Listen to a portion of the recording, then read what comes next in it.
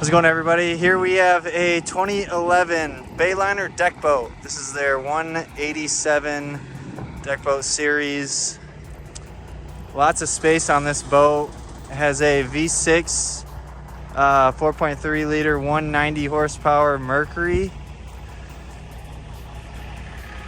And it's a used boat.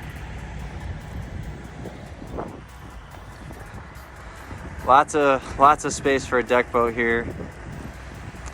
Fits about 10 people. Huge deck in the front. Lots of storage on all these deck boats, really. Center ski locker, all these lift up for a huge amount of storage. Nice little platform at the back here. Single battery. Nice little gauge cluster. There are no hours on this motor being carbureted. Stereo system, bimini top, does come with a cover. Thanks for watching.